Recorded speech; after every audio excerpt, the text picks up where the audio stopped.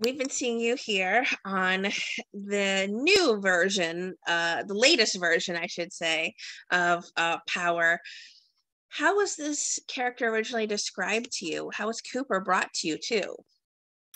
Well, initially, actually, I auditioned for the role of Tommy, which was, you know, not my casting. I know that, but and I'm sure that anybody that just heard me say that is going to be like, "Wait, what?"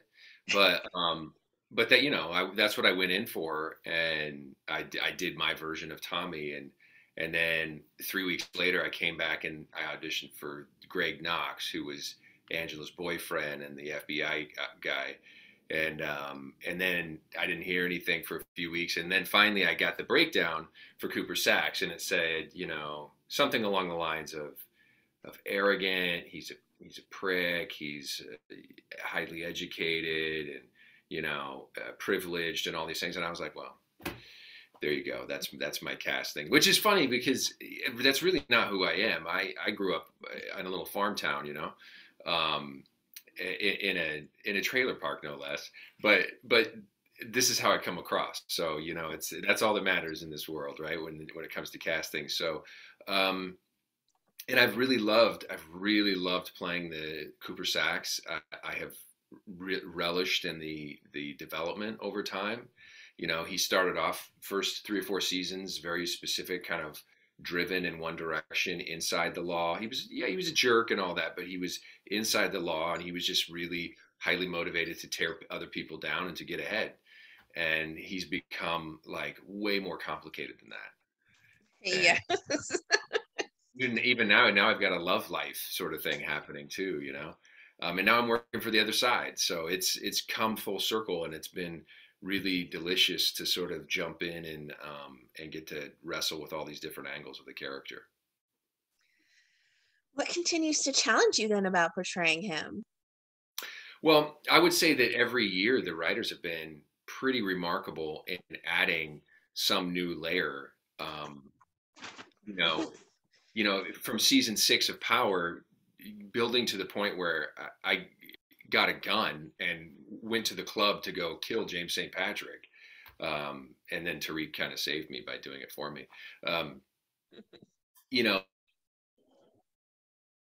to then being being a U.S. attorney, being at the height, and then now kind of tumbling back down. So my point is to answer your question. Every year I feel like there are new challenges for the character, and there are new layers. Like last year, season 1 of Ghost, they added the family, and then I had my niece that I was supervising and dealing with, and kind of using as a mole and as a spy, and that created sort of a cool family dynamic, where almost a father-daughter relationship, and then now I'm kind of in the lion's den with Davis, and and that's another dynamic. Plus, I got this, my heart involved with Jenny Sullivan, and so that's yet another dynamic. So the way it keeps me interested is that every year there's new layers to peel back.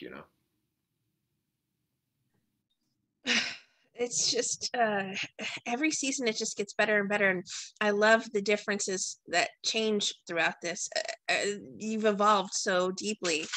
Were you looking forward in this particular iteration of of Power, to working with different people, certain people, as you've not had a chance to work with them previously, or maybe getting to work with people, like getting to work with some people again that you maybe haven't worked with that frequently? Well, one of the joys for me of continuing on in this new show has been the ability to work with some of the amazing original cast members from Power. Uh, Quincy Tyler Bernstein, who plays Tamika Washington, is I love her to death, and she's an incredible actress. So getting to have her come back was amazing, and same with Monique Kernan, who plays Blanca Rodriguez. She's a great dear friend, but also just an incredible actress and fun to work with.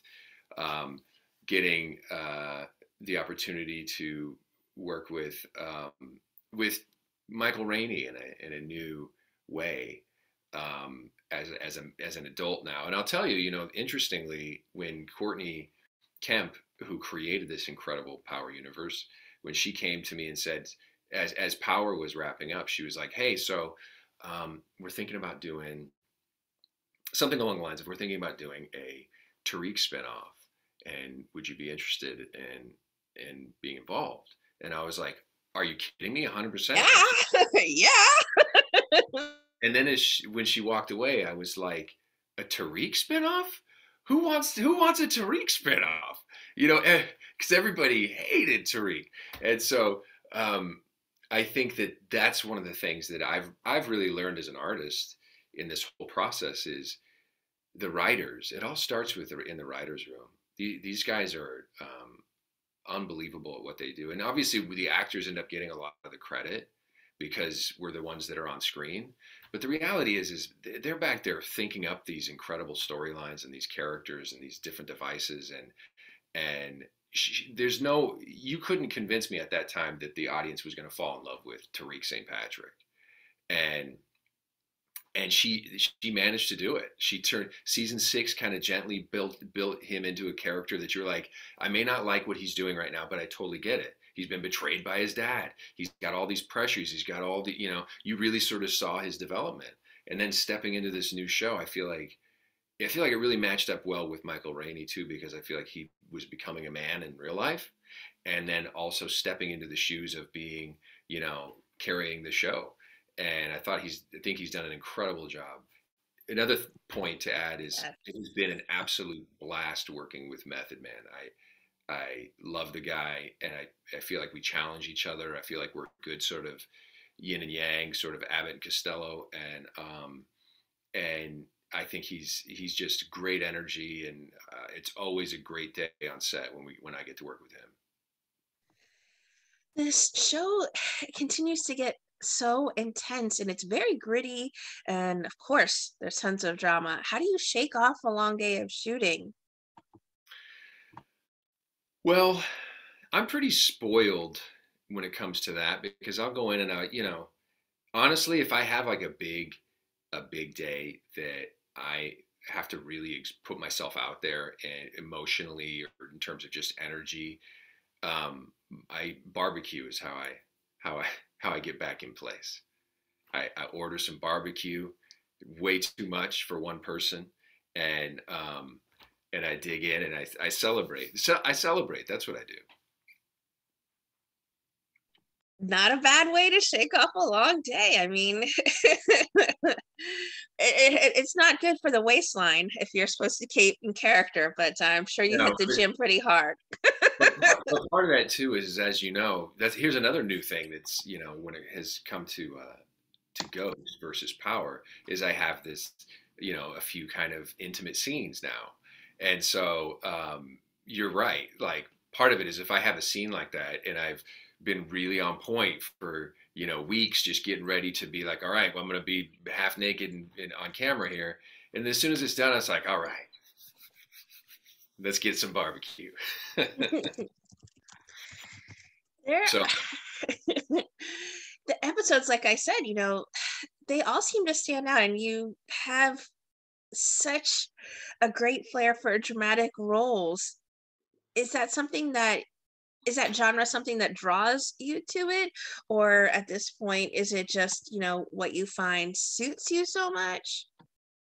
well, one of the things that I'm very proud of bringing to this character has been, because I don't necessarily know that it was dreamt up this way. Maybe it was, but I feel like I've brought a nice degree of humor to the character, and I feel like it's needed in the show. First of all, it's kind of like when you're listening to a symphony, sometimes you need a drawback. You need to take a breath.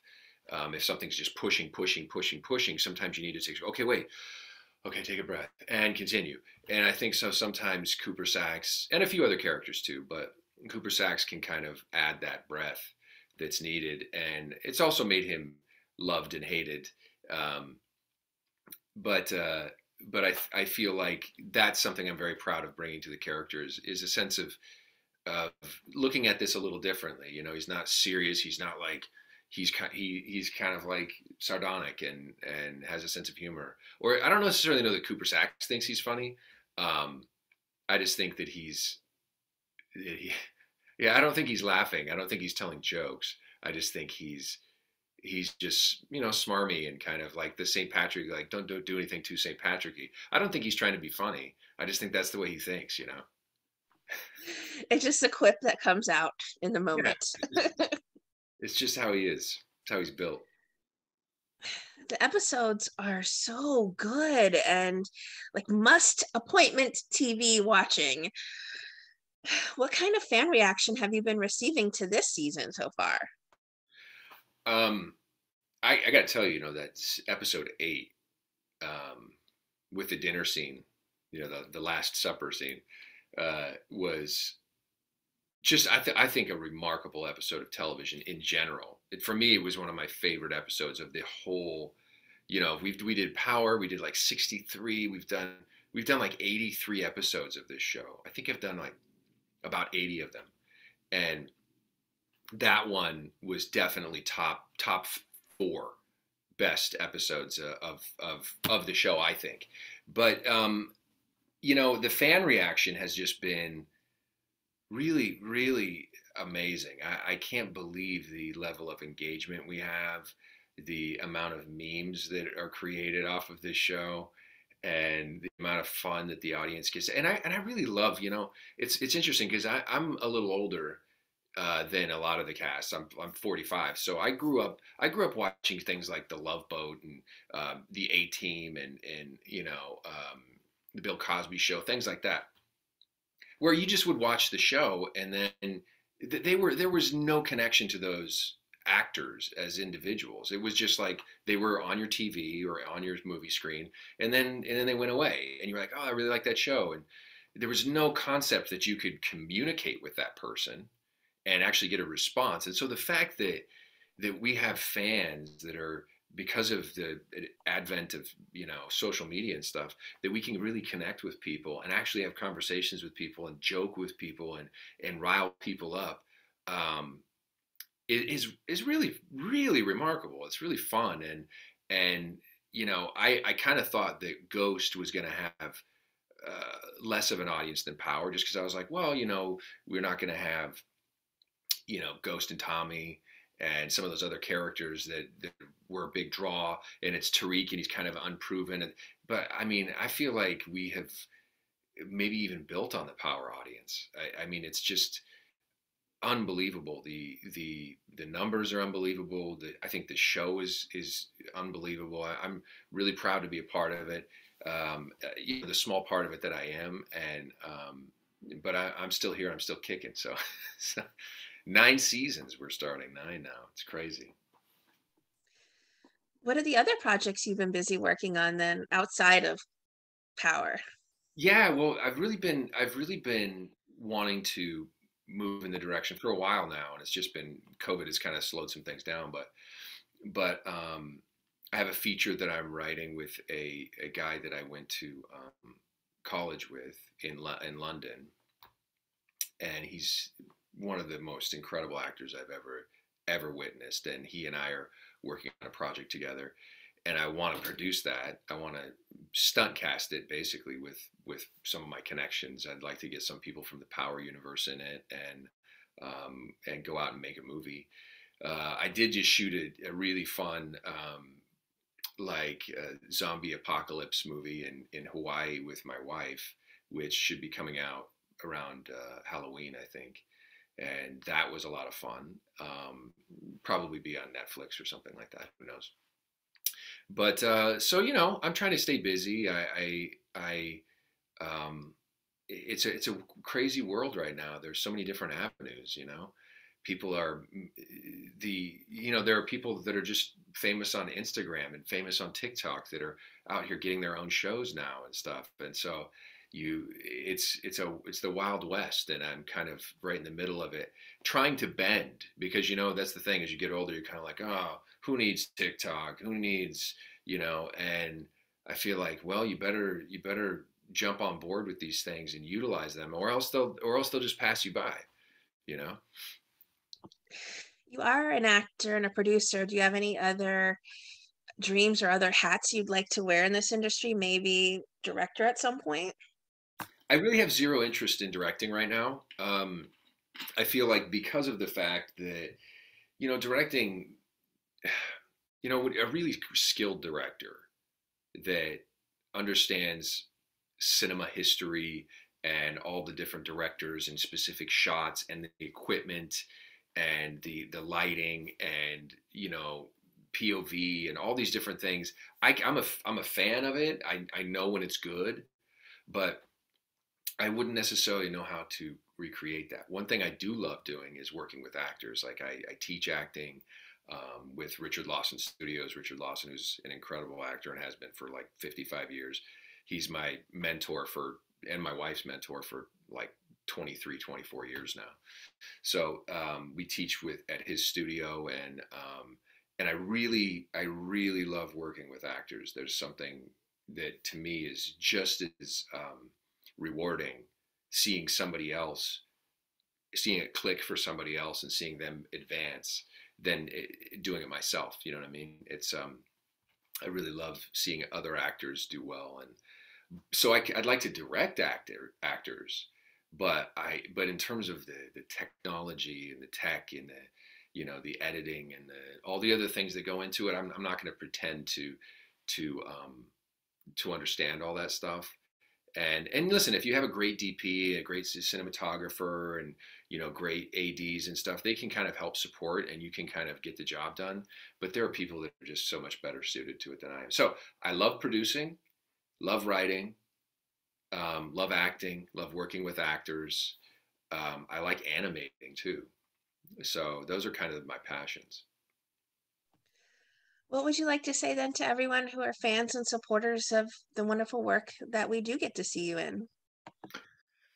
Well, I'm like I said, I'm so incredibly blessed to be a part of this, and to get to do what I love for a living. And what I would say is, if there are other people out there that are artists that are looking to do whatever form of art, um, don't let anything stop you.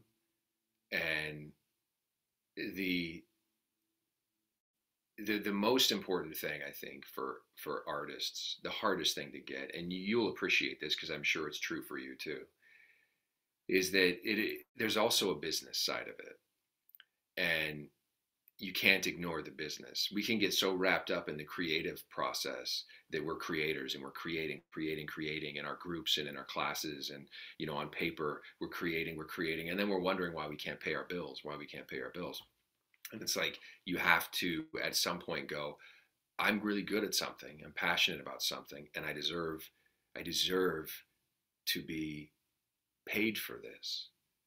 And if I can put my product out there, be a business person, then you should be able, if you're a real true artist, that should be what you do with your life. You shouldn't have to be behind a register for a while.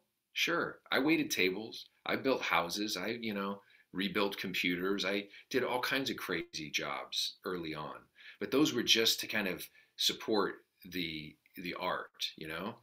Um, and so be a business person would be my advice. Not that you asked me for advice, but I would say my advice to artists out there is, don't be afraid to be a business person. And if you can't figure it out, then hire a business person to do it for you, because it is a business. It's show business.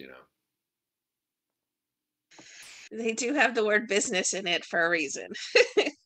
Yeah, yeah. I mean, because what I do see a lot is incredible actors, incredible actors. One of my best friends is an incredible painter, and, and but do you get rewarded the way you should if you're not visible? You know, if your walls are just covered with incredible art that you've created, but nobody can see it, then you're gonna die poor. You know, Mhm.